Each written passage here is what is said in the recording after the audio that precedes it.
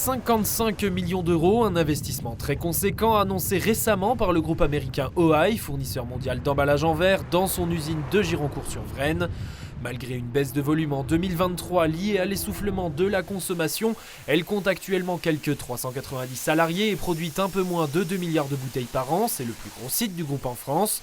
Le directeur de l'usine nous recevait il y a quelques jours pour nous présenter les futurs travaux, notamment la rénovation d'un de ces 3 fours en fin de vie. Nous allons reconstruire un four qui s'appelle le four 4, qui est un four qui a une vingtaine d'années, donc on va le raser complètement, le reconstruire complètement, mais on va profiter de cette reconstruction pour faire un drop technologique.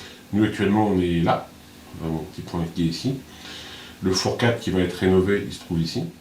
Ce nouveau four coûtera entre 30 et 40 millions d'euros et fonctionnera à partir d'une nouvelle technologie, un mélange de gaz et d'oxygène combiné à un système de récupération de chaleur permettant notamment de préchauffer le verre à 400 degrés. C'est une nouvelle technologie qui n'existe pas aujourd'hui dans une de nos usines. On cherche à réduire à peu près à hauteur de 18% notre consommation d'énergie. On va viser aussi 18% de rejet en CO2 en moins avec cette technologie. Et puis on va aussi, un peu plus technique, rentrer dans les émissions de NOx, c'est lié à la combustion, les réduire à hauteur de 60%.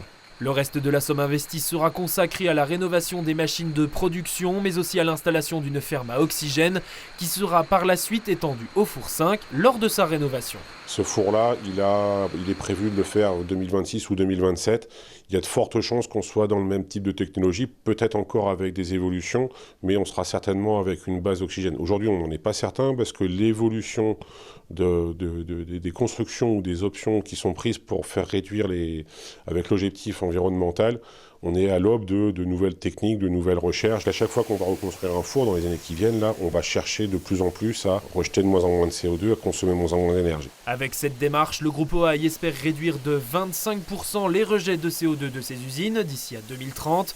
En attendant, les travaux du four 4 débuteront au mois de juin et devraient prendre fin en décembre.